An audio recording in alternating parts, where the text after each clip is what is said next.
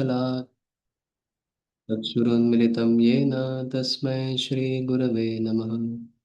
श्रीचैतन्यमनोभीष्टं स्थापितं येन भूतले स्वयं रूप कदा मह्यं ददाति स्वपदान्तिकम्। वन्देऽहं श्रीगुरोः श्रीयुतापदकमलं श्रीगुरून् वैष्णवांश्च श्रीरूपं साग्रजातं सहगणा रघुनाथान्वितं तं सजीवं साद्वैतं सावधूतं परिजनासहितं कृष्णचैतन्यदेवं श्रीराधा कृष्णपादान् सहगणा ललिता श्रीविशाखान्वितांश्च नमो विष्णुपादाय कृष्णपृष्ठाय भूतले श्रीमते भक्तिवेदान्त स्वामिनिति नामिने नमस्ते सारस्वते देवे गौरवाणी प्रचारिणे निर्विशेष शून्यवादी पाश्चात्यदेशतारिणे नमो महावदन्याय कृष्णप्रेमप्रदायते कृष्णाय कृष्णचैतन्य नाम्ने गौरत्विषे नमः। हे कृष्णा करुणा सिंधु दीनबंधु जगत्पते गोपेश गोपिका कांत राधा कांत नमोस्तुते तप्त कांचन गौरांगी राधे वृंदावनेश्वरी वृषभानुसुते देवी प्रणमामि हरिप्रिये वाञ्छाकल्पतरुभ्यश्च कृपा सिन्धुभ्य एव च पतितानां पावनेभ्यो वैष्णवेभ्यो नमो नमः। जय श्री कृष्ण चैतन्य प्रभु नित्यानंद श्री अद्वैत गदाधर श्रीवासादि गौर भक्त वृंद हरे Krishna Krishna Krishna Hare Hare Hare Ram Ram Ram Hare Hare.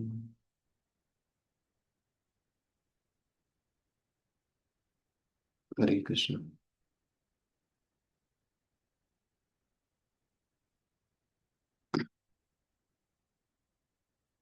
So we continue our study of the nectar of instruction, Shri Upadeshamrit.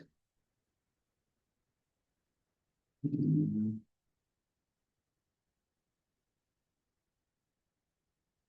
Okay.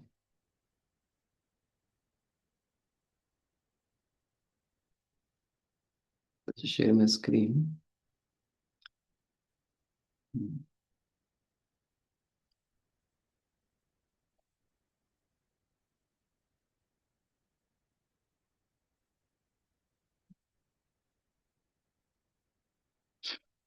So this is an interesting section from Shri Chaitanya Charitamrit, where we get to see the amazing humility and very wonderful attitude of Sri Rupa Goswami when uh, he wanted to surrender to Sri Chaitanya Mahaprabhu. So this is Sri Chaitanya Charitamrit Madhya Lila, chapter 1, text 175.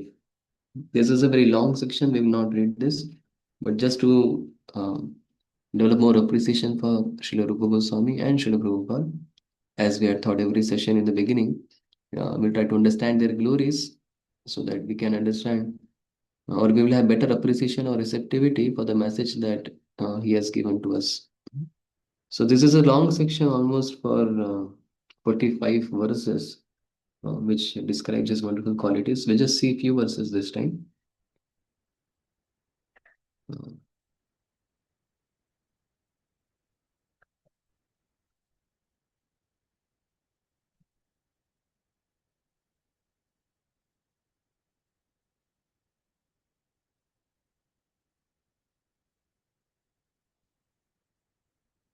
Sri Rupa Goswami informed the king about his mind as a way of knowing Sri Chaitanya Mahaprabhu. He assured the king that whatever occurred in his mind could be considered evidence. Actually, there was a king who was doubting, who is he, this person who has come to my kingdom, and Rupa Goswami was explaining him about the identity. The king replied, I consider Sri Chaitanya Mahaprabhu to be Supreme Personality of Godhead. There is no doubt about it. After having this conversation with Rupa Goswami, the king entered his private house. Rupa Goswami, then known as Labir Khas, also returned to his residence.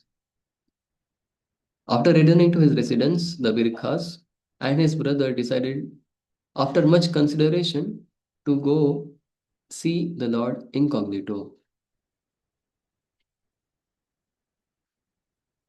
Thus, in the dead of night, the two brothers, Dabir Khas and Sakar Malik, went to Sri Chaitanya Mahaprabhu incognito. First, they met Nityanand Prabhu and Haridas Thakur. Sri Nityanand Prabhu and Haridas Thakur told Lord Chaitanya Mahaprabhu that two personalities, Shri Roop and Sanatan, had come to see him. In great humility, both brothers took bunches of straw between their teeth, and each, binding a cloth around his neck, fell down like rods before the Lord.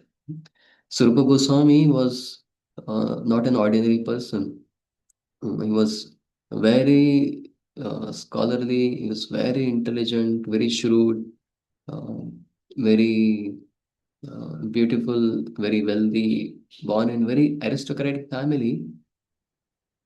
But despite of all this, he had great humility. Queen Kunti says, anyone who has these opulences, Janma, Aishwarya, Shruta, Shri, they are very proud, and for them it becomes very difficult to approach the Lord. And what to say of approaching the Lord with great feelings in one's heart. But here we see Rupa Goswami, although he had all these opulences with him, he was not at all affected. How did he approach the Lord? With great humility, and they took bunches of straw between their teeth. So this is one of the sign of humility. You are treating yourself, or you are trying to present yourself as an animal, because it is only an animal who are roaming on the streets like cows. They take bunches of straw between their teeth. So and tying a cloth around one's neck. It's a very, very lowly position. And that's how Rupa Goswami approached Sri Chaitanya Mahaprabhu for the first time when he was meeting. And then they began to cry when they met Chaitanya Mahaprabhu. And further, they started offering prayers. When they offered prayers, they said that, Sir, we belong to the lowest class of men, and our associates and employment are also of the lowest type. Actually, he was prime minister. If somebody is prime minister, he'll be extremely proud. I am the prime minister of the country. But he was saying, oh, this is the lowest type of association and lowest type of employment that I am living in. Therefore, we cannot introduce ourselves to you. Actually, he had a very powerful CV. He could have just presented it, but he was feeling no. Uh, I am having a lowest qualification, lowest employment. I cannot introduce myself to you. We feel very much ashamed standing here before you. So that is the amazing attitude of Srila Prabhupada Goswami. And the same was the attitude of Srila Prabhupada, how he was feeling himself so unqualified, himself so lowly, and not at all uh, capable of carrying on this great mission of Krishna consciousness all over the world. So Srila Prabhupada, he would cry very much in the courtyard of Radha Damodar temple, praying to the Samadhi Mandir of Srila Rupa Goswami. Rupa Goswami's Samadhis, and as well as Bhajan Kutir is there in Radha Damodar temple in Vrindavan in Seva Kunj.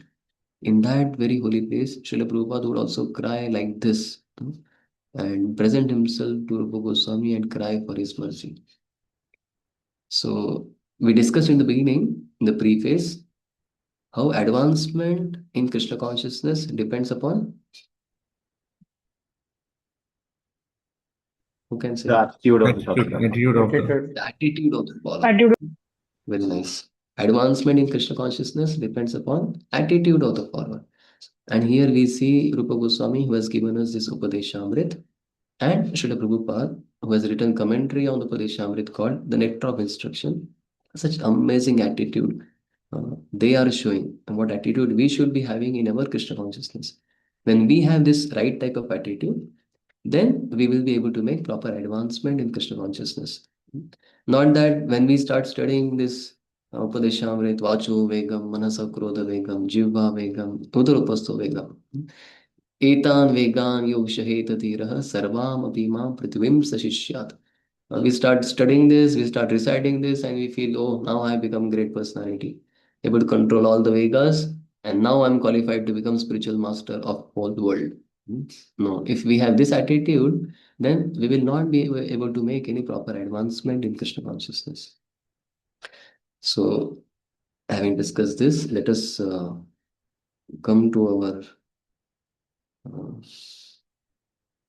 third Vega.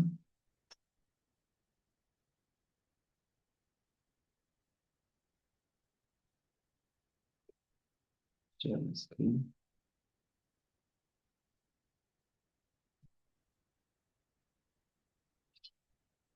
Hmm. So far we have studied the preface, the introduction. We also discussed how bhakti is the way we will be able to control these urges. We also discussed the importance of controlling these urges. And two urges we could discuss so far. First was vacho vegam, and second was manasa vegam. After this, there is a third vega, that is krodha vegam. So before we do that, let us recite the verse. Please repeat after me.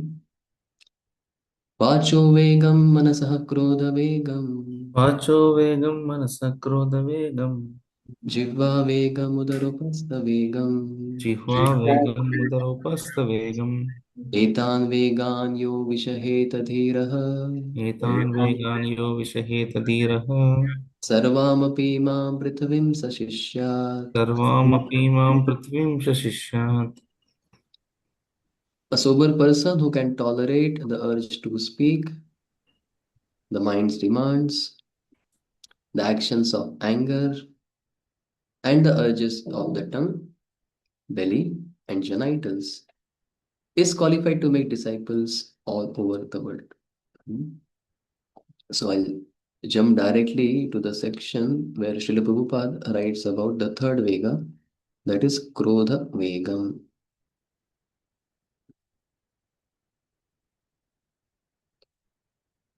Okay.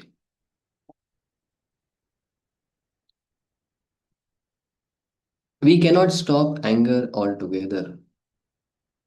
But if we simply become angry with those who blaspheme the Lord or the devotees of the Lord, we control our anger in Krishna consciousness. Lord Chaitanya Mahaprabhu became angry with the miscreant brothers Jagai and Madhai, who blasphemed and struck Nityananda Prabhu. In his Shikshashtak, Lord Chaitanya wrote, Trinadapi sunichena tarorapi sahishnuna. One should be humbler than the grass and more tolerant than the tree. One may then ask why the Lord exhibited his anger. The point is that one should be ready to tolerate all insults to one's own self. But when Krishna or his pure devotee is blasphemed, a genuine devotee becomes angry and acts like fire against the offenders. Krodha, anger, cannot be stopped, but it can be applied rightly. It was in anger that Hanuman set fire to Lanka, but he worshipped, but he is worshipped as the greatest devotee of Lord Ramachandra. This means that he utilized his anger in the right way. Arjuna serves as another example. He was not willing to fight, but Krishna incited his anger. You must fight. To fight without anger is not possible. Anger is controlled, however, when utilized in the service of the Lord. So, Her Grace Vishaka Mataji, the disciple of Srila Prabhupada, has written one very nice book on her experiences with Srila Prabhupada that is entitled 5 Years and 11 Months and a Lifetime of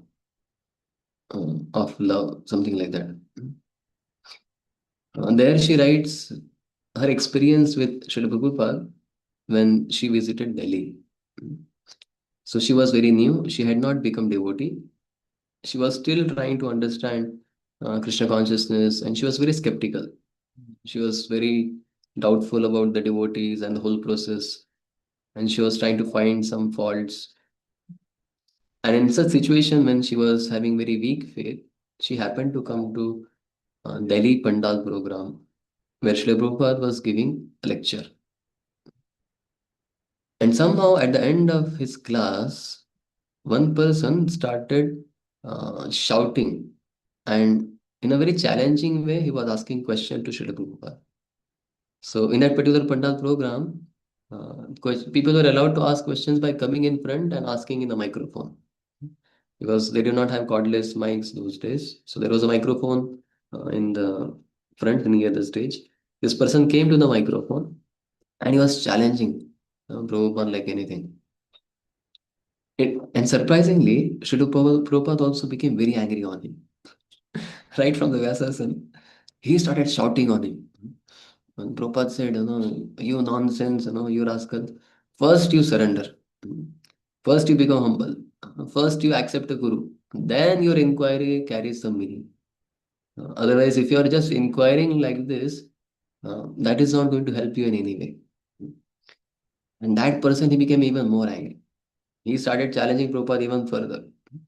And Prabhupada, he became even more angry on him. Prabhupada said, first you surrender. Then you question. I'm not going to answer your questions unless you surrender first. And this back and forth was happening. And many life members who had come for the program, they got very disturbed. They felt, what is this Swamiji? Because in India, generally, people have understanding that a sadhu means he should be very peaceful.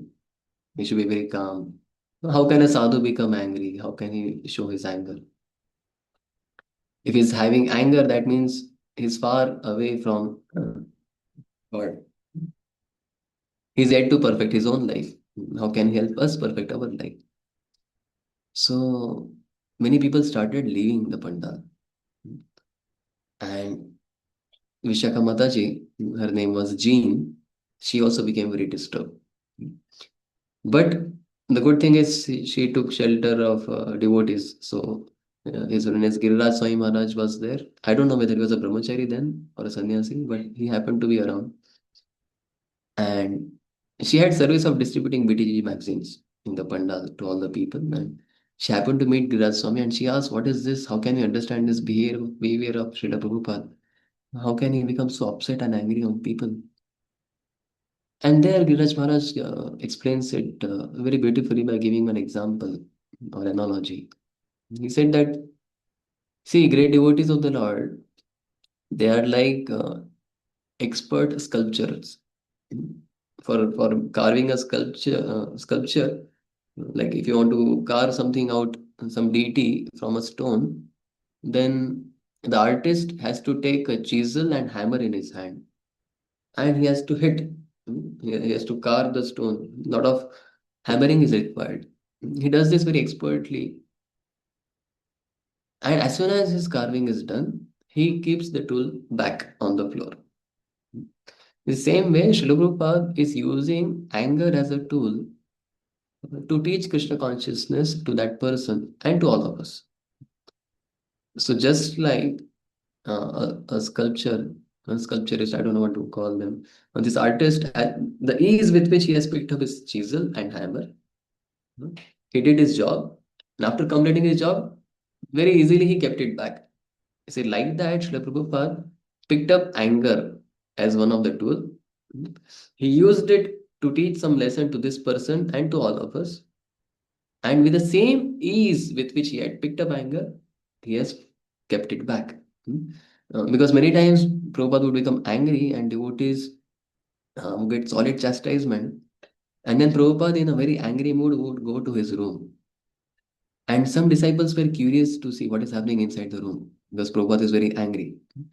Because we have seen generally anger leads to destruction. When somebody goes inside a room with a lot of anger, then many sounds start coming from there.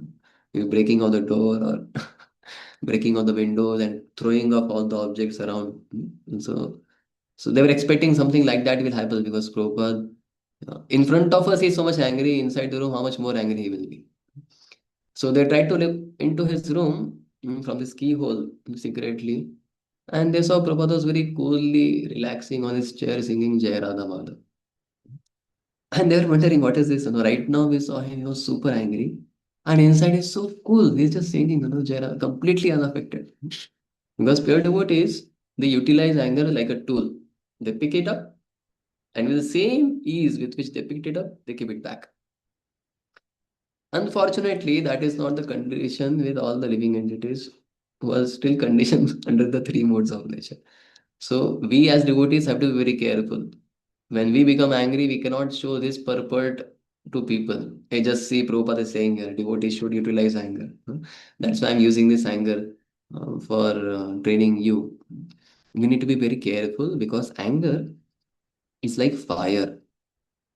Just like sometimes you see in circus, those days in childhood, I used to go for watching some circus, and there one of the show was some people would come with kerosene in their mouth, and they would emit fire from their mouth. How many of you have seen this? Hmm? Wait a minute, okay. So he will have kerosene in his mouth, and he will have some fire torch. He will spit out all the kerosene, and there will be huge fire. So 99% of the times this goes well. But sometimes, if he's not very careful, if he's not very expert, the fire may enter his mouth. Actually. It creates a big accident. Many times it has happens that he was very super confident. We just tried to spit out the kerosene, but it came reverse, and he caught fire. So this anger, using anger is like that. It's very risky. It's like handling fire. You may feel, oh, I'm very expert, just like Hanumanji used anger against Ravana. Just like Arjuna used anger against Kauravas, I can also use anger against certain situations. No, we need to be very careful. Anger can fire back. We are not like Prabhupada who can pick up anger. We can pick up anger very easily, very quickly, but we cannot keep it back. And that is the problem. Once you start riding on that highway of anger, it becomes difficult. We go out of control, and many more things happen. And this is true even for some great devotees. Can you remember or can you think of any examples of any devotees who became uncontrollably angry or angry beyond their adhikar? Durvasa Muni on Ambarish Maharaj. Yes, Durvasa became extremely angry. His nature is generally to be very angry, but his anger was too much. It was unreasonable anger. Correct. Okay, Sagar was studying Dhruva Maharaj. Also, they're going through also same thing. Is Dhruva Maharaj a pure devotee of the Lord who has seen Lord face to face? And when his brother Uttam was killed by one of the Yakshas, Dhruva Maharaj, being the king, he had a responsibility to uh, uh, bring justice into action. So he went there to punish one of the Yakshas. But in the feat of anger, he started killing the whole Yaksha race. Whole Yaksha race he wanted to kill, and Swambhu Manu had to come, and it was a big difficulty. Somehow they had to pacify him. So he started using anger, but then after some time, anger started using him like that. Okay, Rushya Mataji is studying Parvati Mataji and Chitraketu pastime. Hmm. So Mother Parvati also became angry. So in feat of anger, she cursed a devotee. So obviously, one good thing is her anger did not go out of proportion. She only limited her curse to Chitraketu, not to other people who are on board with him, or all the people around, or all the sages who are sitting. So when anger becomes too much, the person can go to any extent, any extent. Okay, Yashodharani Mother is telling about Parshuram. Yes, Parshuram was angry on the Kshatriyas, and yes, that was his goal actually. He came to wipe out all the unwanted Kshatriyas from this planet. and in the feat of anger, which was controlled because he is Lord himself. He killed the Kshatriya race 21 times around the earth. Okay. One more example I am looking for someone's anger which was out of proportion. He really Shrinking. killed Shringi. Shiv. Yes, yes, Mataji. Thank you. Shringi is a very good example. It was a very small mistake of Parishit Maharaj to keep a snake around Shamik Rishi. But Shringi, he not only cursed Parishit Maharaj, uh, some small punishment. He just gave a death punishment. That too in 7 days. That too to a king. The small boy Shringi, but he became angry out of in disproportionate anger. We can call it. Okay, Chaitanya Mahaprabhu on Chota Haridas. Uh, he was very strict with him to teach a particular lesson. And that discussion we will come when we reach the last portion of our today's chapter. And Jagai Madhai, yeah, so we see the right application of anger there because the devotees of the Lord are being put into great difficulty because Madhai he hit Nityanand Prabhu on his head. That's why Chatmaprabhu had to become angry.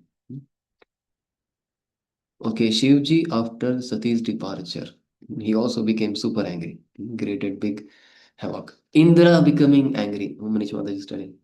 Indra became angry in Govardhan Leela. He was upset with Krishna, but he just see the power of anger. He wanted to destroy the whole Braj Dham, all the Brajavasis, all the animals, everyone. That was his anger. It's disproportionate. Obviously, it is considered more from the point of view of pride, but yes, that pride led to his anger. Okay, Bhargava Prasad Chaitanya Mahaprabhu on Kazi. Uh, okay, it was good anger. It is important anger. Narad Muni becoming angry on whom? Anamika Mataji.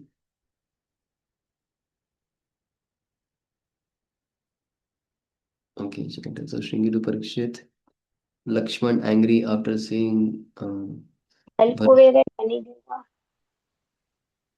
Okay, he became angry on the Lakshman Muni. Fine, but he gave a blessing in disguise by cursing. Thank you uh, for sharing that example. Okay, Lakshman also became very angry on Bharat. Mm, Wanted to just kill him. So, okay, Kunti Maharani's curse on Krishna and the Yadus. Kunti, not Kunti, that was Gandhari. Gandhari became very upset, very angry, and she cursed the whole Yadu dynasty. Like that. Uh, the sages, okay, killing Vena, they also became angry and became Indra when Parijat was taken. My lord, so many examples. Huh? And I personally did not think of so many examples while preparing for this class. But yeah, Indra became upset with Krishna because Parijat tree was taken and he was ready to fight with Krishna also. And Arjuna on Yudhishthira Maharaj after Abhimanyu's death wanted to uh, literally kill him. Okay, and Hiranyashipu becoming angry on Lord Vishnu, and because of that, he was killing all the cows, all the Brahmanas, wanted to kill whole Vedic civilization. Okay, Narad Muni becoming sons of angry on the sons of Kuvera, and Dhritarashtra becoming very angry on Bhima. Correct. All these are very good examples. One more example of very disproportionate anger was by Janmejay towards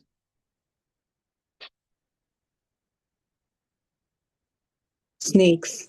snakes. Which Takshak. Janmejay became extremely angry on Takshaka. This Takshaka has come and killed my father, Parikshit. So, as a result of this, whole snake dynasty will be wiped out from this planet. And he started doing a yagya, which will attract all the snakes on the planet. And they all have to dive into the yagya kunda and die. They have to get burned to ashes. So we see Dhruv Maharaj, we see Janmejay, and we see so many examples. His anger is very dangerous. Mahabharata says, uh, Na karyam asti kruddhasya. There is no misdeed that an angry person may not potentially engage in. Hmm? Na karyam asti kruddhasya. There is no activity. There is no misdeed which can be left by a person who is angry. He can, I think Ramayana says that he can even, yeah, Ramayana in Sundarkand it says that what angry person cannot do, he may even kill his own guru.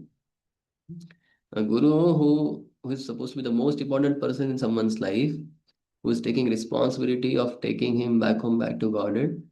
In the feat of anger, one may even end up killing one's guru. So, because what happens, anger makes us uh, uh, lose our power of discrimination. What does Bhagavad Gita say? Dhyayato vishayan pumsaha sangasteshu upajayate. When you meditate on the sense objects, attachment develops. Sangat sanjayate kamaha. Then a very specific plan to enjoy comes in our heart. Kamat krodho vijayate. So when the lust is not fulfilled, that leads to anger. Kamat krodho vijayate. And then what does krodha do? Krodha bhavati sammoha. Hmm? Sammohat smriti vibrama. Smriti भ्रंशात् बुद्धिनाशो बुद्धिनाशात् pranashyati. Hmm? So this anger is very dangerous. Once you reach that stage of coming up to anger, then it is out of control. Because krodhat bhavati sammoha, that will make you uh, become illusion. Sammohat smriti vibrama, you will lose all your memory. Smriti bhamshat buddhi nasho, one's intelligence is destroyed. And buddhi nashat pranashyati, the only end result that is going to be obtained is destruction. Hmm? Destruction, like that. So there are six anarthas, as we all know: kama, krodha, lobha, moha, mada, matsarya. Why did Rupa Goswami mention only krodha here? Why not other anarthas? He could have mentioned kama, could have mentioned lobha or moha or mada, matsarya. Why anger only? In this, Maybe because all other five leads to anger only towards the end. Like lust, if one having lust, then if it is not satisfied, it leads to anger. If okay. greed is not satisfied, it leads to anger. Pride, if one is having pride, then also. Then he should have mentioned other anarthas, right? Yeah, anger is in the end. So why to warn against something that is going to come in the end? Warn for something that is going to be in the beginning. So, Prabhuji, like once we get angry with someone, then only we start destructing. Until we have karma, we have mother, lobha, we might not be that destructful as when we are in angry, very angry. Yes. So this is one problem with anger. It leads to mass destruction, which is not the case with other anarthas. Hmm? The level of destruction or damage that happens uh, with anger is maximum amongst all other anarthas. Somebody may be very lusty, he cannot do mass damage so much. Somebody is very greedy, it's okay, he'll try to loot some people. Somebody is very proud, somebody is very envious. He may be envious towards one particular person, he will kill him. But this anger is something that leads to a mass destruction. It does a very big damage. It is very, very dangerous. Uh, okay, and Saurabh is telling Kruda leads to all other. In one sense, yeah, that happens. Anger will lead to uh, other anarthas also. I'd say general flow that is described for these six anarthas is everything begins with lust. Lust fulfilled becomes greed because once you have got something, then you want it more. Hmm? Lust not fulfilled becomes anger. Like that. And then the further anarthas can be mapped like that. Okay. Can there be a case, Prabhuji, where rest of the anathas have their source in mind, where a person dwells upon them and slowly they develop in their mind, while anger can be very, very impulsive. So rest Yes. of the anathas are already covered in Manavega, and this is different. Mansavega and this is different. Yeah. Correct. As such, this anger also arises in mana only. If we want to categorize, Bhakti Siddhanta Saraswati says that these six urges can be classified into three categories: Kaya, Manasa, Vacha, body, mind, and speech. So for speech, he says Vacho Vegam. For mind, he says Manasa Vegam and Krodha Vegam. And for body, he says Jiva, Udara, and Upastha Vegam. But as you rightly said, uh, anger is very impulsive. It's very impulsive. It's like very quickly it goes out of your control. Other anarthas require some planning. It requires some planning, some action. There is some time gap. But anger is very impulsive and it is very detrimental. And again, another reason why did he mention anger? As we have discussed earlier, this book is meant for whom? Dev Goswami became For Jiva Goswami, who became angry on Vallabha. Digvijay. Yeah, not Digvijay Pandit, but on Vallabha Bhatta, Rupa Goswami became angry, and Jiva Goswami became angry on Vallabha Bhatta, and Srila Rupa Goswami is trying to tell him, you should have controlled your speech. You should have controlled your anger towards him. Now, Jiva Goswami, he was not wrong because Prabhupada says, if some insult is happening to you, you should tolerate. But if it is insult to Supreme Lord or his devotees, then we should act like fire. He says, we should act like fire. So what Jiva Goswami did was correct because it was insult of his spiritual master. He could not tolerate that. But from a Rupa Goswami side, he's trying to tell, no, you should not become angry. Because he's saying, oh, it is my insult. Why I should react like that. So that is another reason why Krodha is also mentioned here. Now, Krodha is so dangerous that even if someone has conquered all other anarthas, they may just fall prey to Krodha and just uh, fall away from spiritual life. I show an interesting verse from Srimad Bhagavatam. This is Canto 11, Chapter 4, Text 11. Share my screen.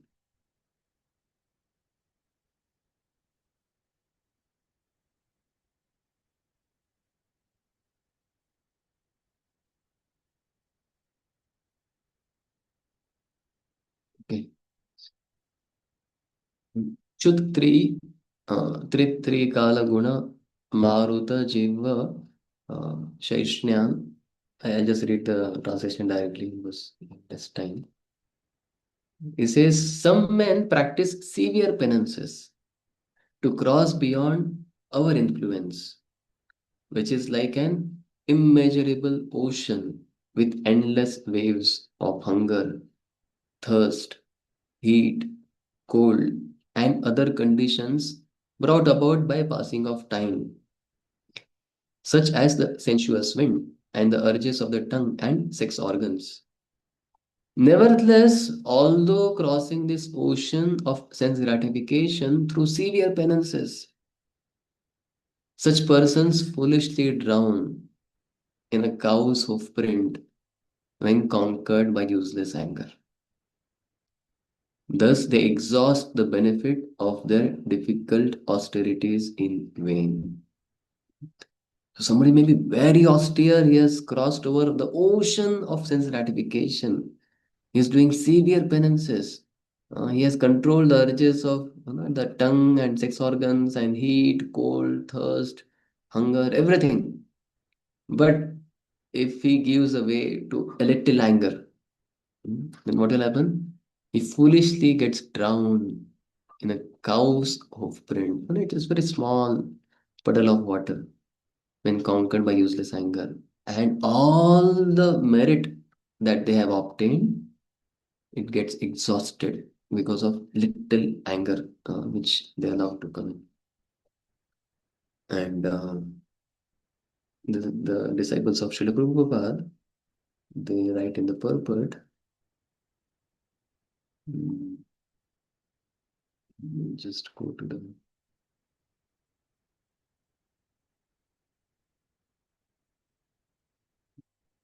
last part.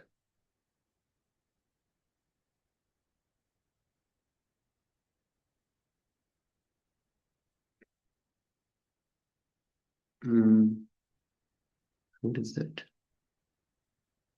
Again, it's will read. Purport. Those who do not accept the devotional service of the Supreme Lord can be considered in two categories. Those engaged in sense gratification are easily conquered by the demigods through various weapons such as hunger, thirst, sexual desire, lamentation for the past, and vain hoping for the future. Such materialistic fools, infatuated with material world, are easily controlled by the demigods, who are the ultimate supplying agents of sense gratification.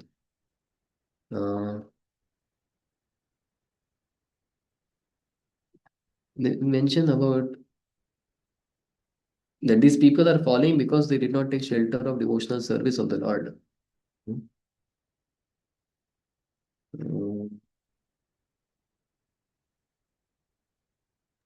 Last sentence, Puja. Although the demigods admit that the devotees of the Lord.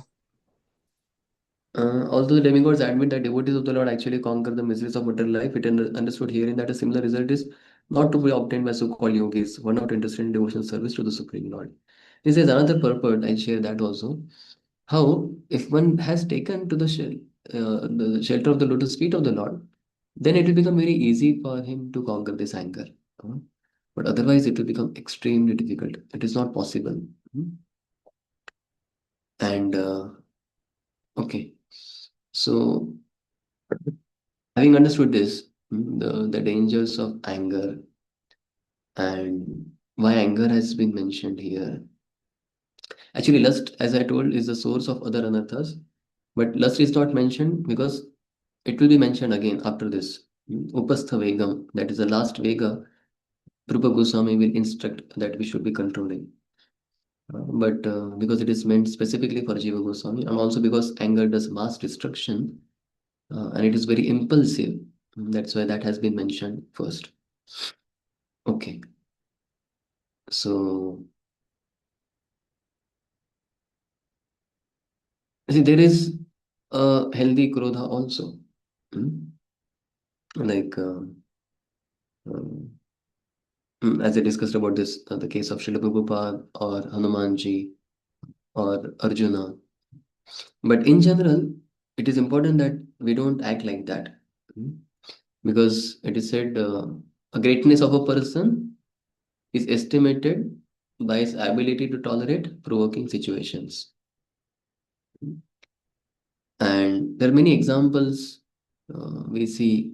A very classical example comes in this case is Bhrigu, who wanted to find out who is the Supreme Personality, whether Lord Shiva, Lord Brahma, or Lord Narayan.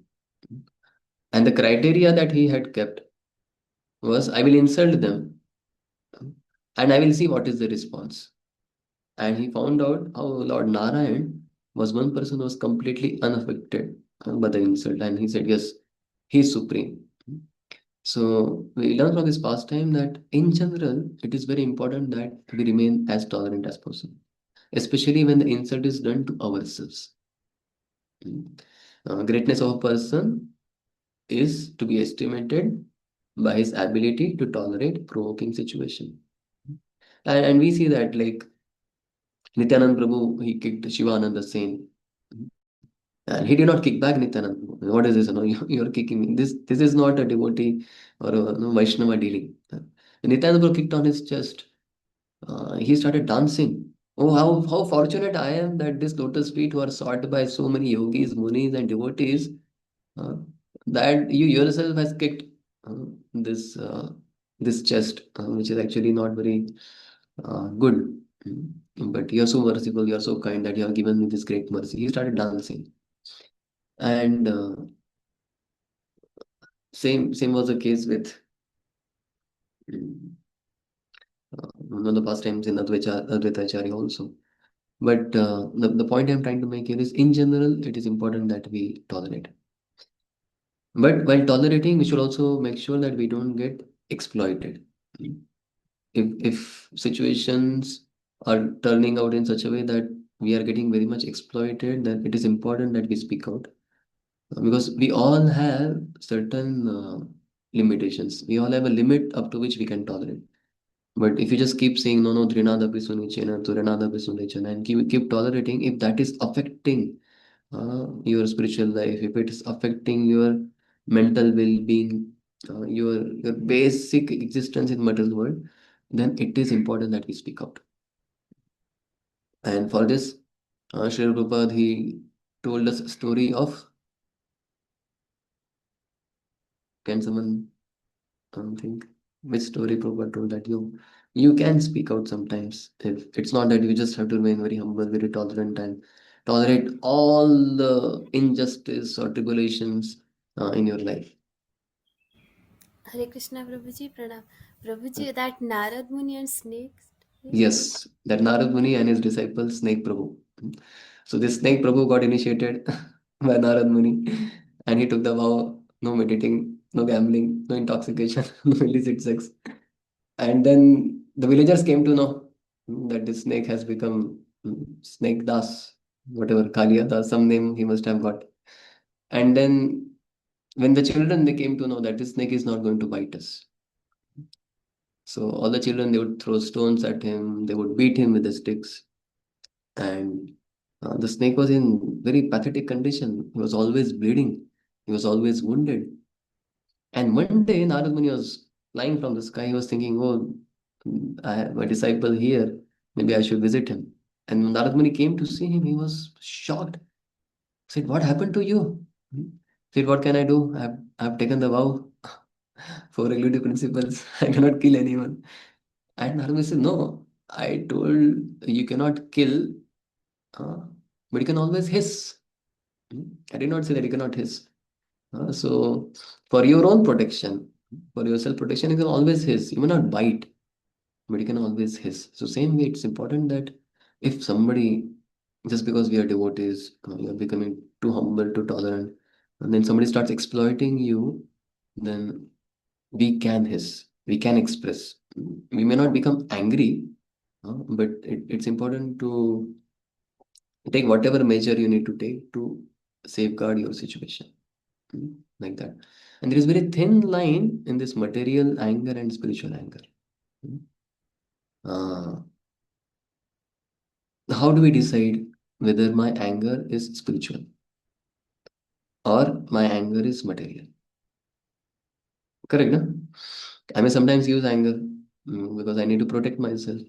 And sometimes I may want to become angry because my guru is is getting insulted by someone. Devotees are being insulted, or the Lord is being blasphemed. Then it is important that I should become angry. Hmm. Then what are the criteria? How do I understand whether it is correct or not? Hmm. So, some of the points that you can meditate upon. First is, uh, what is my motivation? And we need to very genuinely look into our heart. Because many times, some devotee may become angry not because Krishna's service is getting disturbed. He becomes angry because I was doing this service and then the service is getting disturbed. Or because I was doing, my name will get spoiled if the service is getting spoiled. So he becomes angry. So that anger is not good, because the center is not Krishna or Krishna's service, but center is his own image. Uh, will my name get glorified or will my name get spoiled? Because I am leading this project. If there is some problem in this project, if there is some failure in the project, my name will get spoiled. Uh, so I become very angry on all those people who are responsible for this project, not becoming successful. So we need to very genuinely look into our heart and see what is my inner motivation. Am I really here to see Krishna's uh, and his devotees' welfare? Or I am really here to genuinely see that Krishna's service getting flourished? If that is the case, tomorrow let someone else lead the service and I should support fully because I'm interested in Krishna's service getting success, not my name and fame being spread. And second thing is, if at all you use anger, we need to see what is the effect of this anger. Huh? What is the consequence of this anger that I used? I may have a good motivation, but if the end result is not good, then uh, as the Sanskrit proverb goes, Falena Parichayate. Hmm. How good your action was can be judged by seeing the end result that it has produced. So we can say like Dhruva's case, the end result was mass destruction of yakshas, which was not good. Or um, if you use anger on someone and that person completely leaves Krishna consciousness, then what is the use? It's like operation successful, patient dead. So whatever correction we may give or whatever anger you may use on someone, the end result is that devotee um, at least having a positive inspiration to improve himself. Does he want to continue the devotional service? Does he feel like continuing the relationship with us? All this, like Prabhupada, whenever he used anger, the devotees were uplifted in their Krishna consciousness. They did not leave and go away from Krishna consciousness like that. So, see, once Hanumanji, although it is glorified here, Hanumanji used anger for burning Lanka, but even he was lamenting later on, why did I burn Lanka? Huh? And he was worried whether my action was right. Why? At least in the beginning, he was worried. Oh, I burned Lanka out of great enthusiasm. I used this anger to show to Ravana that, see, you're not supreme. Even insignificant messenger of Lord Ram can create such a big destruction. But after setting the fire, instantly he started lamenting. My Lord, what did I do? Anybody knows what is the reason?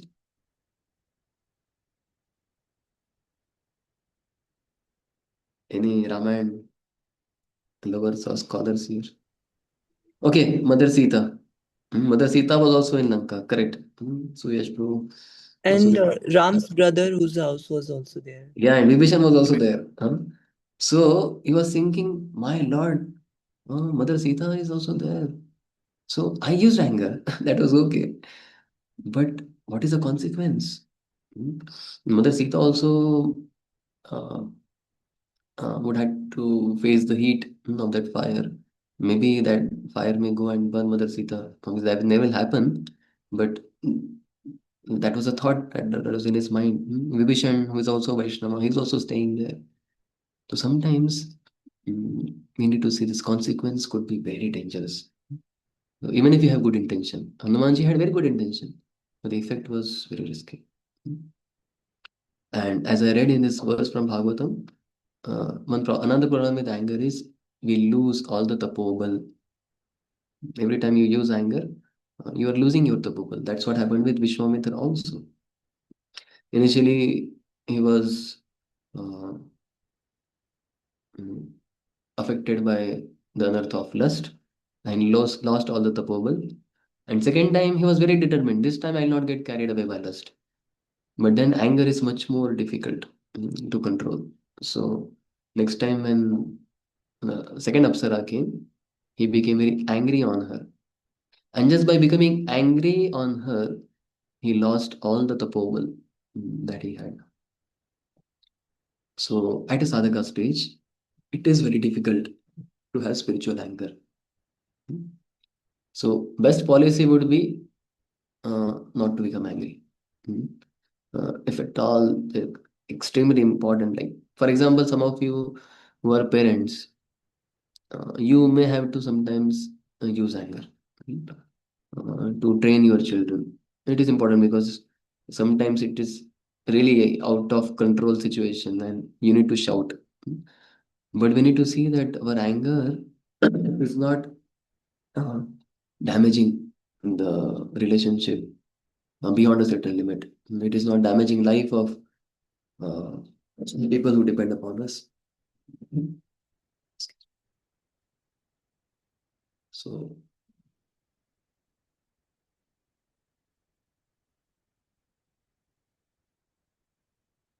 like, what you was sharing. And sometimes mother may become angry on the child. Hey, don't go on the road. There are so many vehicles there. But sometimes she expresses this with so much anger uh, that her anger becomes more dangerous than the vehicles on the street for the child. Because, uh, see, even if he goes on the street, sometimes he may meet some small accident. But sometimes very sharp words of parents toward the children are so dangerous that the child feels completely broken. And sometimes the relationship may get damaged forever. Mm. So, in general, it is very risky to utilize this anger in Krishna's service. Okay, so how to overcome this anger? I don't want to just discuss about the problems of anger, but we also it's important to understand how to overcome this anger. So Bhagavatam is 7:15-22 says.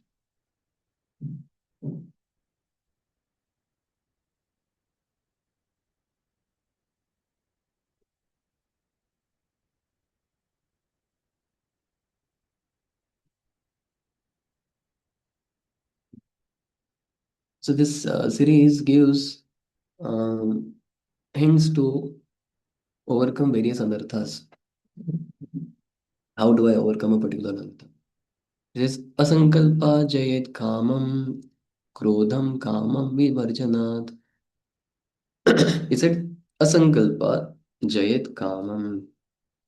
One should overcome lusty desires by determination, asankalpa. And krodham kamam vivarjanat. We can overcome anger by giving up the desire to enjoy. By making plans with determination, one should give up lusty desire for sense gratification. Similarly, by giving up envy, one should conquer anger. By discussing the disadvantages of accumulating wealth, one should give up greed. And by discharging the truth, one should give up. By discussing the truth, one should give up fear. So, what is leading to anger? Karma. So, giving up desire will automatically help you in giving up anger. So, what does this giving up desire here mean? Giving up desire means reducing expectations from people. Reducing expectation from people. We desire you should do like this, that person should do like that. But if you just agree to reduce your expectations, it will become very easy for you to overcome anger. Uh, that is kama. What? This is asankalpa jayet kama krodham kama vimarjanat. You give up your desire, you reduce expectations from people. Second solution that Bhakti Rasamrit Sindhu gives to deal with anger, he says, Rupa Goswami says, Harim eva dhiya smaret. Whenever a desirable object is not obtained or is lost after obtaining, then sadhaka should remember Hari without being disturbed. So, Harim eva dhiya smaret. Just remember Lord Hari whenever you are feeling angry. Instantly, one has to think of Lord. That's how we see once Prabhupada was angry in one of the initiation ceremony or deity installation ceremony, and the arrangements were not proper in Hawaii or somewhere. The devotees they had not made proper arrangements. They're not able to understand that the ceremony is very serious thing. And Prabhupada was instructing devotees, do this, do that. He was very angry. And when he peak came, and he told Prabhupada, chant Hare Krishna and be happy. And Prabhupada actually started chanting Hare Krishna. He he could have told, no, I'm using my anger spiritually. I'm the Acharya. I'm the one who has written the purports to Krodha Vegam in Nectar of Instruction. He did not say that. He actually started chanting Hare Krishna. So, to the degree you meditate on Lord Hari, to that degree it will become easy for you to give up your anger. Because, as we discussed in the beginning of this book, we are not going to control these urges like yogis or jnanis. We want to deal with these urges or these anarthas from bhakti point of view, because only that way we can deal with these urges properly and fully, in a way that it will not turn back. Okay. Third thing that Mahabharat gives a solution, he says one should cultivate nature of forgiving others, which is also quite similar to reducing expectations. So in the Shanti Parva, Mahabharata says, Kshamaya tishtate rajan, Kshamaya vinivartate. Anger is prevented and pacified through forgiveness. So if you cultivate this good habit of forgiving people on daily basis, trying to recall at the end of your day, having some reflection on the day, what did happen throughout the day, did I feel angry upon someone, and then cultivating forgiveness. Kshamaya tishtate rajan, kshamaya vinivartate.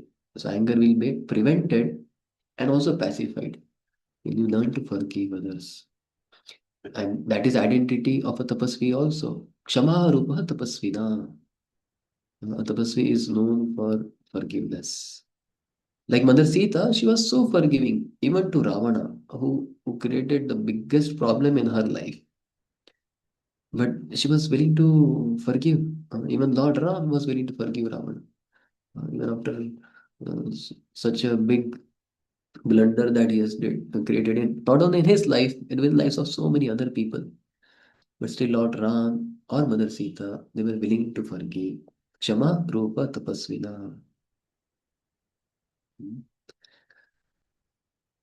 Because when you forgive, then it's like fire is automatically extinguished when we do not add fuel to it. So, okay.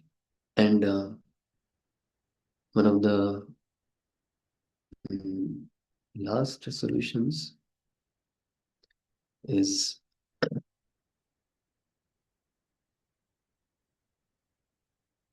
to engage our mind at the lotus feet of the Lord. And that's why Prabhupada begins this purport by saying, similarly, anger can be controlled. Similarly means the way the previous urge we controlled, in a similar way, this urge also can be controlled. The previous urge was manasaha vegam. The way you controlled your manasaha vegam, in the same way you can do krodha vegam. That is by meditating on the lotus feet of the Lord. Savai manah Krishna padaravindayo.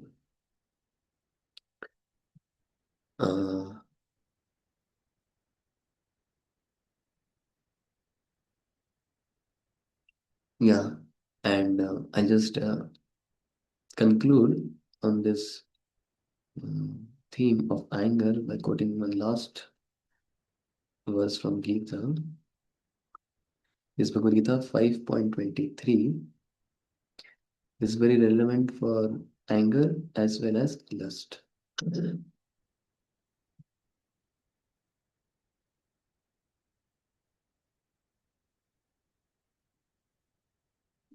शक्नोति have यः सोढुं प्राक्शरीरविमोक्षणात् कामक्रोधोद्भवं वेगं स युक्त स सुखी नरः.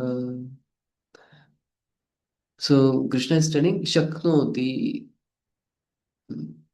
Haiva Yah Sodhum Prak Sharira Vimokshanat. One who practices to somehow or other tolerate what? Kama Krododbhavam Vegam.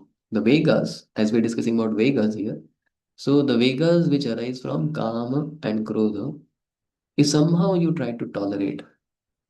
How long do I tolerate? Prak Sharira Vimokshanat, till you give up this body. Which means these anarthas will not go away so easily. They will be with you till you leave this body. Which anarthas? Especially Kama and Krodha.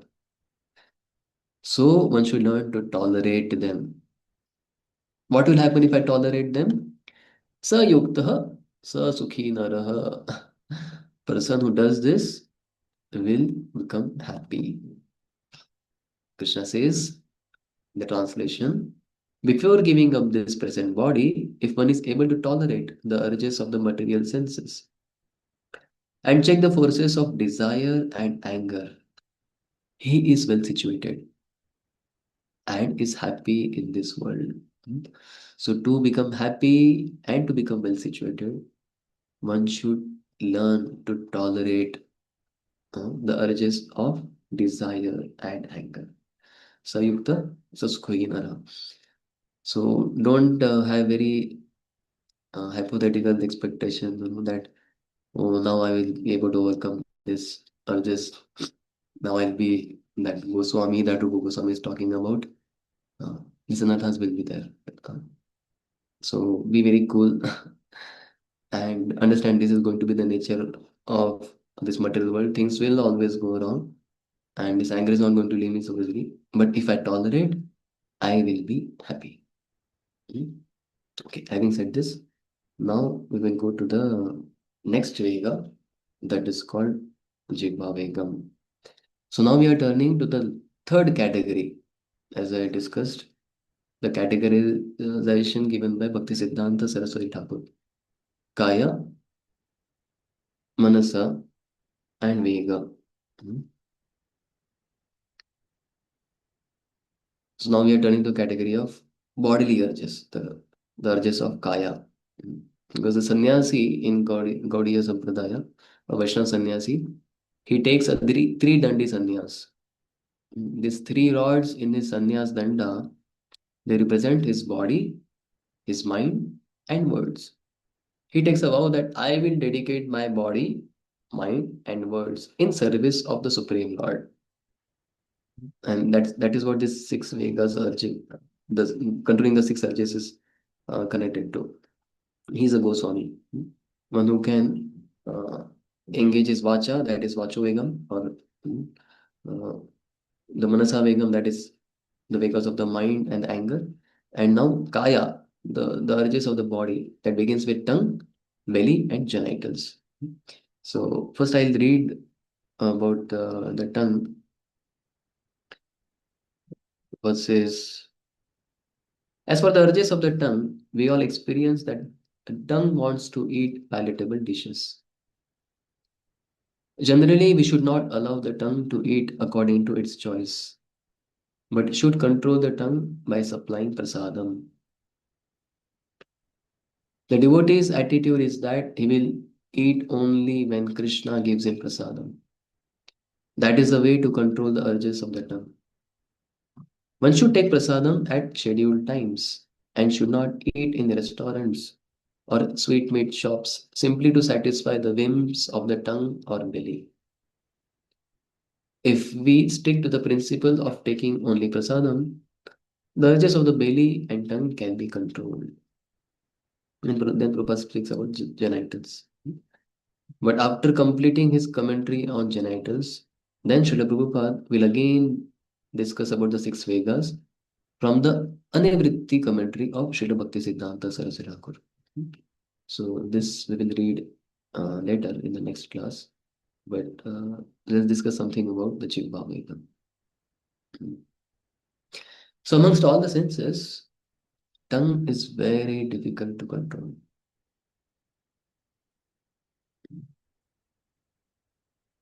So we have 5 knowledge acquiring senses and 5 working senses. When initially it was said about Vacho Vegam, the tongue was seen as a karmendriya, working sense. And now when we say Jivva Vegam, the tongue is seen as Jnanendriya or knowledge acquiring sense. This is difference in Jiva Vegam and Vacho Vegam because it may appear same. Oh, both are tongue. No, the first one was about the working sense, the action, the speech, and now it is about knowledge acquiring sense. So amongst the five knowledge acquiring senses, the eyes, the ears, the tongue, the skin, and the nose. Why is tongue considered the most difficult?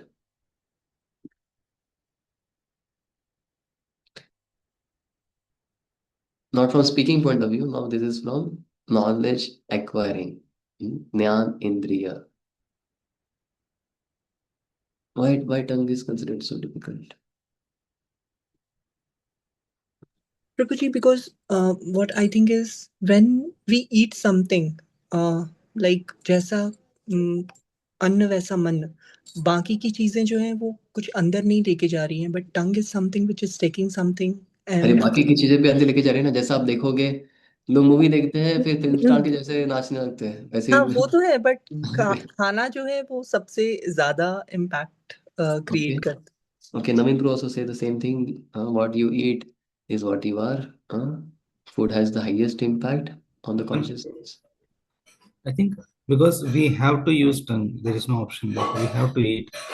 In that, it becomes like we have to see also, but other things we can easily control. Or Okay, it's okay, not a interesting. daily need. Blind person can survive. A deaf person can survive. Person cannot smell can survive, but person who cannot taste cannot survive. We have to eat, and because now so many arrangements are available, it becomes very easy to engage. Okay, interesting. Thank you. Amit Prabhu says food provides energy to your body. Uh, that is also interesting. Uh, that is one sense which is also helping us to gain something which will provide energy to the body. But there is something more about the tongue. Why tongue is so much highlighted? Why not eyes? Regulative principles can be broken, like with the tongue, like meat eating or like that. All of you are really amazing devotees. Huh? I never thought of this kind of perspectives. This is also interesting. Regulative principles can be broken in a gross way just by tongue, like meditating. Obviously, the sense of touch also breaks the regulative principles. When one engages in the activities of illicit sex. But yeah, this is easier to break with tongue. See, what is speciality of tongue? If you go to some beautiful place, which is a very good sightseeing, how long can you keep looking at that place?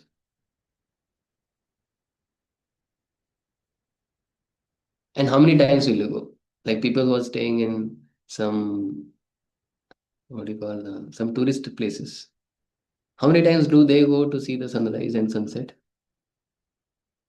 5 minutes, 10 minutes, correct? Towards And how many times they will go? Today I go and see the sunset. Oh, it was so beautiful. Or somebody may go and see some beautiful person. But how long can you do that? And how many times can you do that? You go and see some beautiful person, you may go and see some beautiful sight. After some time, you get bored. Oh, come on, I'm done now. Give me something else. Or if it is listening to some good music, you may listen it for some time and then, okay, it's done now. The problem with tongue is every time you give it, it experiences amazing happiness. Tongue is very deeply connected to your soul. Huh? You cannot say that, oh, yesterday I ate pizza, so today I don't want gulab jamun. And tomorrow I don't want pani puri. And day after tomorrow I don't want samosas. Morning, afternoon, evening. Huh? Every time you give to the tongue, tongue says, yes, welcome. You are most welcome. Do you agree with this point? Huh? Does this make sense? Every time you give to the tongue, tongue will never say no. Tongue will never say, no, I am bored now of eating. Any of you here? You may be bored of same object, but you won't get bored of eating per se. You always want taste. And this taste, they, even if other senses are not giving happiness, if you just bring this one sense gratification, it gives you instant happiness. That is one of the reasons people want to eat some popcorn and drink something even while watching movies in the theater. Because, okay, that one sense gratification is coming through eyes, but it takes some time. We have to process it, and sometimes it may not be so good. But parallelly, some instant happiness is required. So you keep eating. Eating is something that gives you instant happiness every time you do it.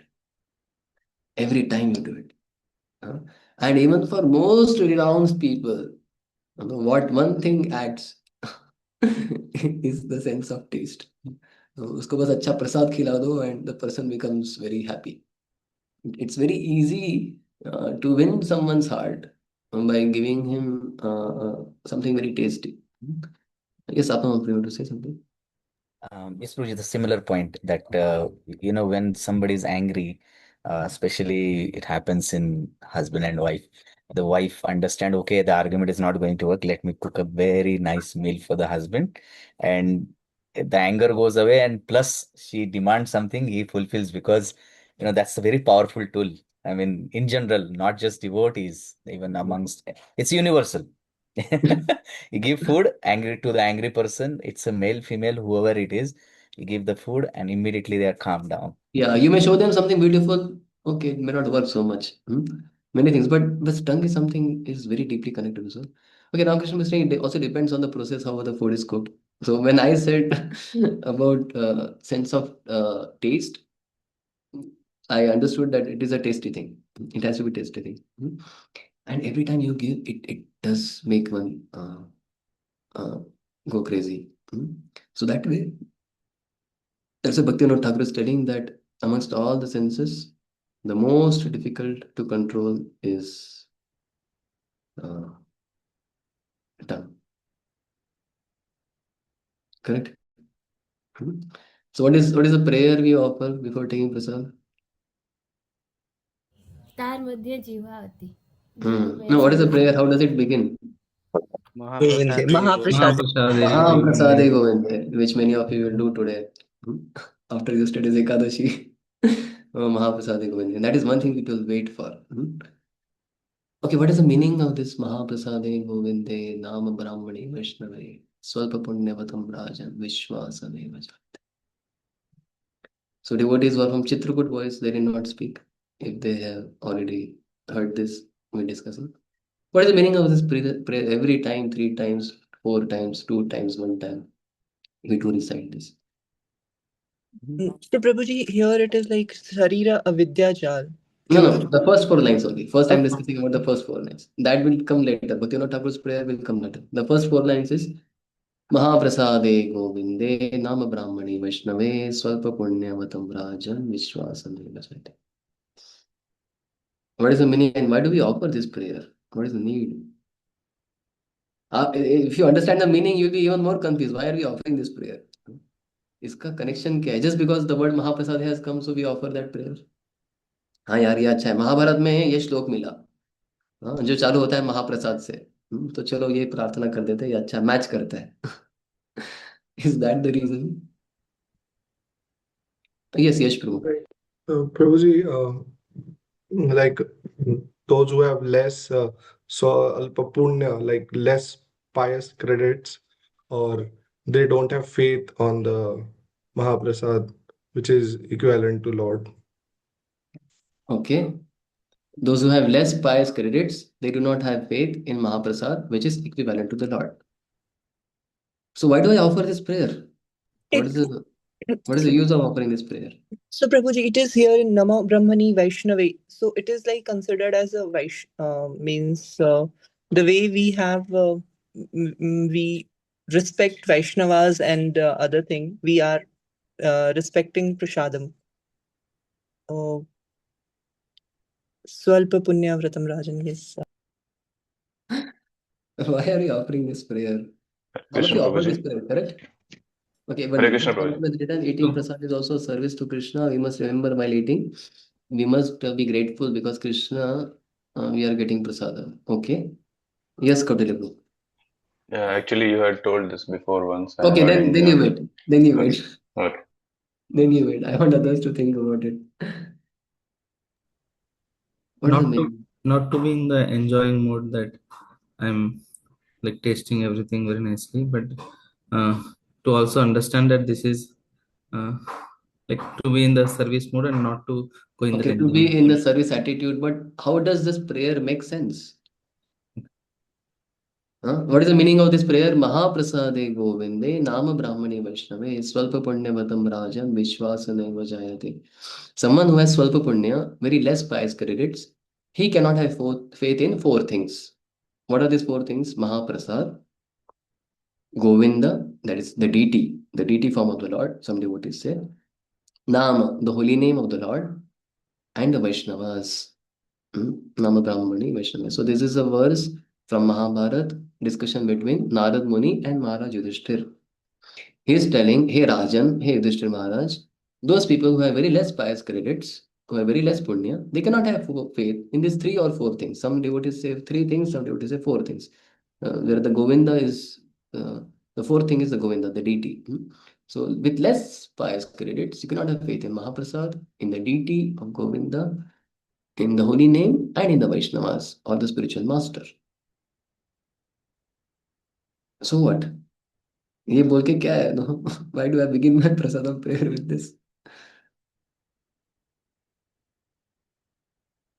So the meaning here is,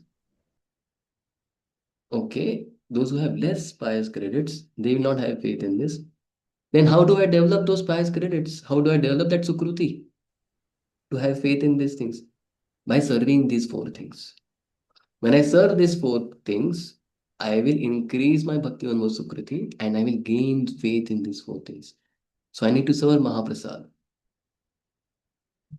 to myself. I mean, when I am serving Mahaprasad, I need to serve the deities. I need to chant the holy names. I need to serve Vaishnavas. I need to serve the spiritual master. When I serve them, I will gain great punya, mahat punya. And then I will be able to get faith.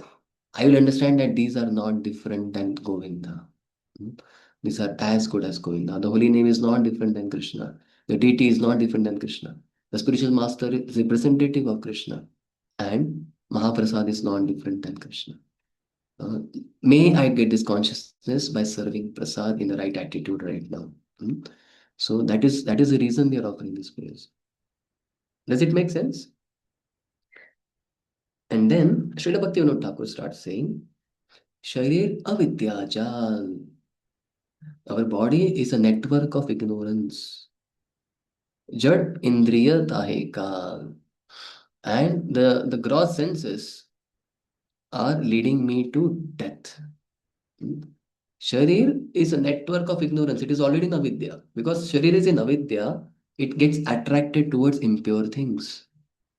When Sharir is not in avidya, it will get attracted towards pure things.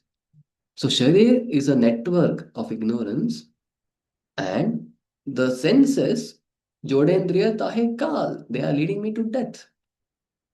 Correct? Prabhupada discusses from 11th canto in this 24 Guru section how there are 5 different species who end up dying because of their attraction towards one sense, sense object through one of the sense. Correct? Who gets death because of getting attracted by the sight? The moths. The moths are attracted to light, and when they see fire, they just jump into the fire and burn themselves. The moths, they meet death because they could not attract, they could not control their attraction towards light. And who meets death when helplessly attracted by a sound?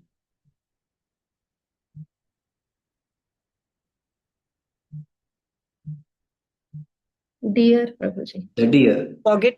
Frog. Okay, frog is making sound, but one who gets attracted by sound is deer. So the hunter who wants to catch deer, he will play a flute. which attracts deer. Deer says, "Oh, this is such a sweet sound." And as soon as the deer comes near, and the hunter is here, and he shoots and kills it.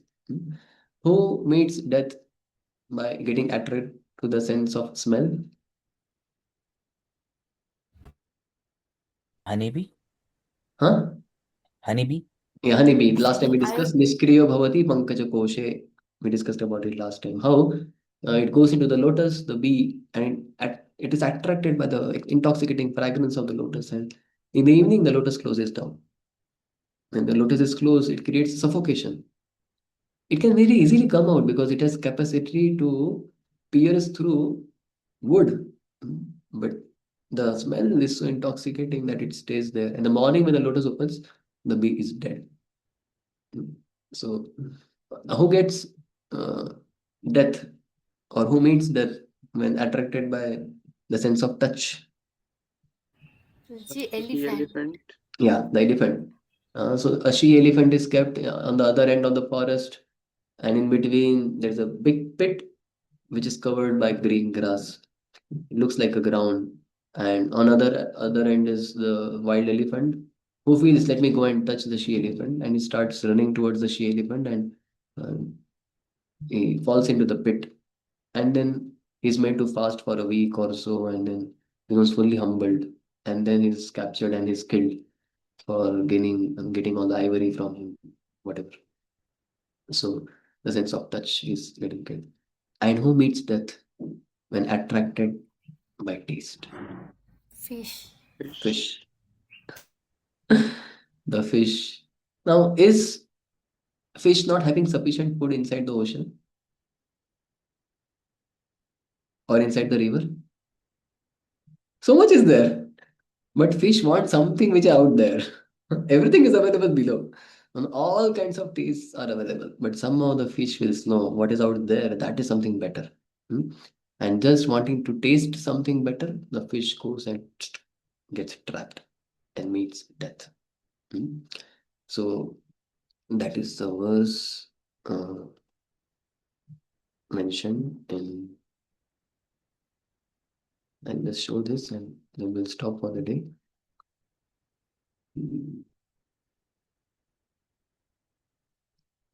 11, 8, 19. This is Srimad Bhagavatam, Canto 11, Chapter 8, Text 19. Jivayati pramathinya janorasa vimohitaha mrityum richati asat buddhir minastu badi shairyatha. Jiva ati pramathiya. This tongue, it is ati pramathiya. Pramathinya. It is extremely disturbing. It makes us mad. Janaha rasa vimohita. The people are bewildered by the attraction to taste. And that leads to death. Mrityum richati. Asat buddhi. Meena tu vadishay yatha. Just as a fish incited by the desire to enjoy his tongue is fatally trapped on the fisherman's hook. Similarly, a foolish person is bewildered by the extremely disturbing urges of the tongue and thus is ruined. Prabhupada's disciples have translated here as ruined, but Acharyas they translate this as death. The person who is extremely disturbed by the urges of the tongue, he meets his death here, just like the fish. So our time is over. We will stop here. I'm very sorry. We have completed only 1.5 Vega today. हमारा mileage कम हो गया है. Last time I was very ambitious. I thought 6 Vegas I will cover in one session. I thought, okay, last time we could not do it. We just did 2. Today I will do at least 4. That was my plan. But I miserably failed today. We have just done 1.5 Vega today. But at least we have gone to the third category, that is urges of the body. And The urges of belly and tongue are quite similar. It will be easier to discuss that. It will go little fast. And then Upasthavega will also take some time. So maybe next class we will be able to hopefully complete the text one of Upadeshamrita. So we'll stop here, give a break for 1 minute, and those are questions, they can stay back. We'll have question answers after 1 minute. Shri Upadeshamrita की जय, श्री प्रभुपाद की जय, श्री रूप गोस्वामी पाद की जय, समवेत भक्त वृंद की जय, निताय गौर आनंदे। हरे Krishna. Yes, Krishna. Great. Thank you, Prabhuji, for the wonderful class again. So we discussed about material anger. We discussed about spiritual anger. There's something can be beyond spiritual, which is transcendental anger. Something that we see where Radharani gets angry with Krishna, right? It may seem like anger, but it is more about Madhurya Ras, and so transcendental anger is something that devotees would crave for more. We would wish that that happens more. Same as with when Yashoda Maiya is getting angry at Krishna. We want those pastimes more. But that's Vatsalya Bhav and Madhurya Bhav. But since we are serving in Dasya Bhav, so is there a transcendental anger in Dasya Bhav as well?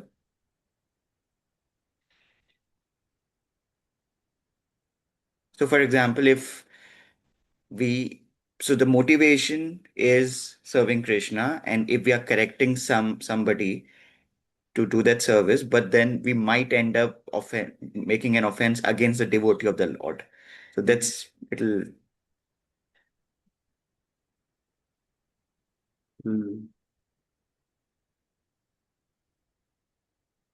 I'll have to look into Bhakti Rasamrita Sindhu, the later chapters once, to confirm before I speak on this. sure. But generally, if we see, this anger is many times towards Krishna only, like Mana Lila, you said. The gopis are angry with Krishna. Mother Yashoda is also angry with Krishna. And there can be some transcendental envy towards other devotees. Like the left wing gopis may have towards the right wing gopis. But I have not heard of exhibition of anger towards Lord or his devotees by people in Dasya Bhav. Just one thing clicked to me, Prabhuji. जैसे जो जगन्नाथ पुरी के पंडाज हैं, when they're taking Lord outside, sometimes they do get angry at the Lord, right? That's also a pastime. So that can be considered. As such, do they treat him like a friend? That's why they become angry. That is my question. Because as a das, one cannot generally. To the servant is that is not the maryada. To be crossed for a servant to become angry on the master. Servant means he has to be always very submissive, very humble. What I feel, the pandas in Jagannath Puri, they treat Jagannath more as his friend. Correct, no? Like Yeah, yeah.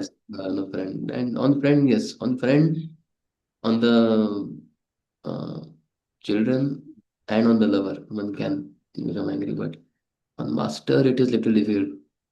The anger is generally other way. This verse comes in Kapil Dev section. Mad bhayad vati vato yam suryastapati mad bhayad. Dahati agni varshati indro mrityuscharti mad bhayad. The Lord is telling, out of fear for me, all the servants are serving me, like the demigods. The wind is blowing out of fear for me. Mrityu is going around taking its toll out of fear for me. Indra is showering rain out of fear for me. So the Lord is angry on them if they do not do their duty properly, but not the master, the servants. Servants I have not seen generally. And some devotees also explain that this fear that the devotees have towards the Lord is not that, oh, if I don't do this, he will punish me, but it is fear of displeasing him. Oh, if I don't do this, Lord will be displeased. I don't want him to do that. So there is a feeling of fear in their heart. But in general, I have not heard of. Maybe I'll check with Bhakti Rasamrita Sindhu, because it discusses all the detail and final spiritual level of the exhibitions of so-called anarthas in material world. In the spiritual counterparts are discussed in Bhakti Rasamrita in the later chapters. And they refer and get Sure, back. Prabhuji. Thank you. Questions are very deep and high. Thank you. Yes, Atma also. Hare Krishna Prabhuji. Not a question, just to add to what he said.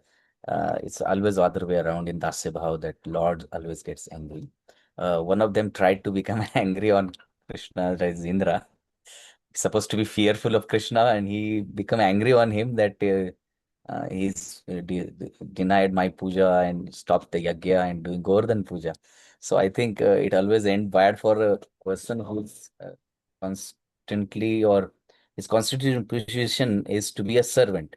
And if they try to become angry, I think it does not work. So like Indra who tried, end up very bad for him. So Yeah, just in a but funny sense, correct. I was saying. Yeah. But in the case of Indra, he is not yet purified devotee.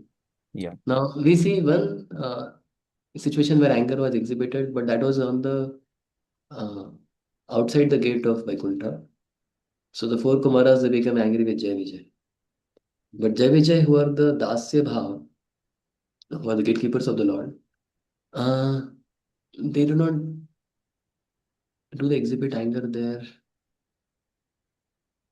They accept the curse. Initially, they became angry when the four Kumaras were entering.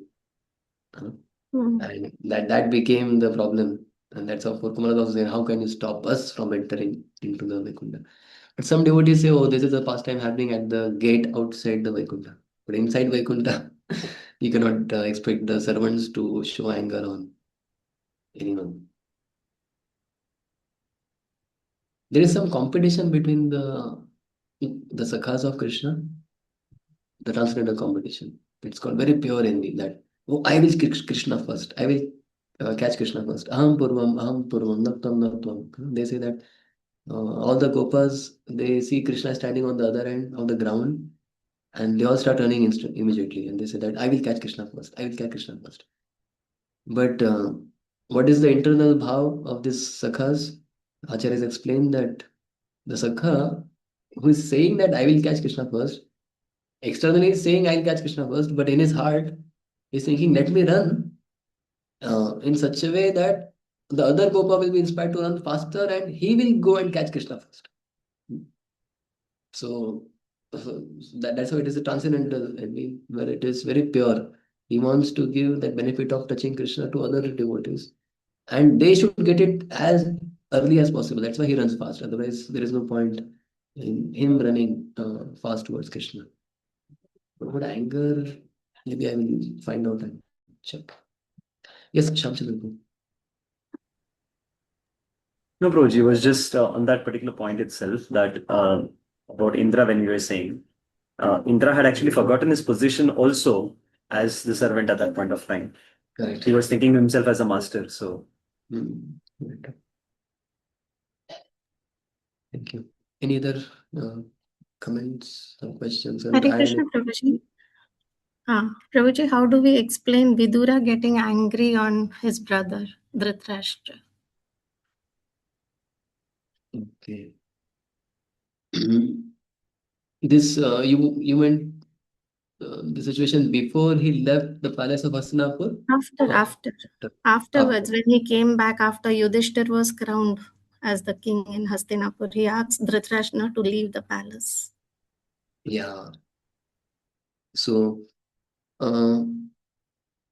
actually, what he did is sometimes called as Balutpadita preaching. So, out of great compassion that he had for Dhritarashtra, he came back. He could have continued staying in the forest or in the holy places wherever he was wandering. But because he had so much compassion for him, although earlier when Duryodhana had insulted him, Dhritarashtra sided Duryodhana. And in a very insulting situation, Vidur had to leave the palace. But that is nature of Vaishnavas that they cannot tolerate the suffering of other people. Vaishnava jana to tene kahiye, je peed parai jane re. So seeing that, oh my brother, he's still suffering in this palace. So he came all the way back, but he understood he's still very attached. So to shake him up or wake him up in spiritual life, Vidura speaks very strong words. But I mean, he did not speak it with anger. But yes, he does speak very strong words just to waking up. Sometimes some people are too cozy, too much relaxed, and you need to shake them by speaking some strong words, some comments. Just make sure that they come on the right path. So here we see Falena Parichayate. What is the end result? The end result is Dhritarashtra became inspired to take the spiritual life very seriously. He went to the forest the very same night. He did not even inform his personal assistant that I'm leaving now. He got so much uplifted in his consciousness that instantly he left and Gandhari also followed. So sometimes we may feel, let me also use such strong words to wake up other people. But Falena Parichayate, we have to see what is the end result. Many times when you do this kind of thing, these people they stop replying to our messages. They stop receiving our calls and they may go away from Krishna consciousness. If that is what is happening, then it was not good. But so Prabhupada also became angry many times with his disciples. But the disciples only felt more and more love for Srila Prabhupada every time Prabhupada became angry. They felt that I am more fortunate because Prabhupada chastised me. Because now he considers me his own. Because only when you consider someone your own, you can chastise him. So those who got the chastisements of Prabhupada or the spiritual master, they felt very happy. They felt themselves very fortunate. So that is the nature of anger of these great souls. They bring people closer to Krishna. Yeah, just like the spiritual master can act as thunderbolt and even as soft roses. Kusumadapi komalam, vajradapi kathoram. He's both, like Chaitanya Mahaprabhu. He can be hard like a vajra or soft as a lotus petal. Does it answer your question, Mataji? Yes, Prabhuji. Thank you very much. Hare Krishna. Krishna. Okay, so we'll stop here. Devotees can also let me know if I'm really going very slow. I need to go through my class recording today and see ये गड़बड़ कहाँ हो गया, anger को इतना time क्यों लग गया. I need to control my urges of speaking first before speaking about other Vegas. I thought we have 1.5 hours, so 20 minutes if I speak on 4 Vegas. So easily we can cover. But it was difficult. So please pray for me. I can control my vacho. Vacho Vega. The urge to speak is so strong. मैं पहले वेग में ही अटका हूँ, क्या बोलूँ आगे के वेगों के बारे में. Yes, Suyesh bro, want to say something? So yeah, I had one doubt. Because sometimes in our life we meet some people or like we come in contact like who may not be liking what we are doing. Like maybe are in relations, like in family or someone or in office. So and they do not like it. They may say, "What is it?" So in such situations, how do we deal? Like, do we become angry or like do we discuss with them or do we avoid them? It will depend on what is your capacity, how much short-tempered you are. If you feel your nature is very short-tempered and you may speak up, you may end up speaking something which may hurt them, then better to maintain distance and try to neglect it as much as possible. But if you feel your nature is you can tolerate and you won't speak anything which will take them away from Krishna consciousness, then you can discuss with them. And you can sometimes it is also good to explain to people that something that you do is hurting me. It is creating anger in me. Because sometimes other people they do this kind of things because they're not aware. They may feel we are immune to these kind of emotions. That's why they are doing. But if we let them know that no, I am affected every time you speak like this, I get affected. Maybe they will stop doing it. So you need to see your situation because different people have different capacity. Some people are very short tempered, and some people have great capacity to tolerate. And the end result should be how can I bring this person closer to Krishna? So whatever helps that we can do. But in none of the case, we should just like tolerate now. Like we can tell our need that not need, but our concern that I'm not okay with this. But one should not just tolerate, right? Yeah, No. you can tolerate if you are able to just let it go. See, real tolerance means not like being like a pressure cooker. Pressure cooker is also tolerating the reaction, but after some time it will blast. So real tolerance means you tolerate it and you don't feel it also that you're tolerating. Okay, ठीक है छोड़ दिया रात गई बात गई like that. The time passed and I just forgot that situation now. So if you're able to do like that, then you can tolerate. But if it's staying with you, your mind is remaining agitated by that situation for sufficient amount of time, it is suppressing. It is not tolerating. So better than suppressing would be to express in time so that you don't explode later on. So there is a difference in suppression and tolerance. Does it make sense, Prabhu? Yes, Prabhuji, it answers. So don't suppress till the time you come to the level of tolerance. Tolerance is हो गया tolerate कर लिया उनको पता भी नहीं चले गए, no problem. That is real tolerance. Okay, we'll stop. Thank you so much, Prabhuji. Yes. Srila Prabhupada की जय, समवेत गौर भक्त वृंद की जय, निताय गौर प्रेमानंद। Thank you, Prabhuji.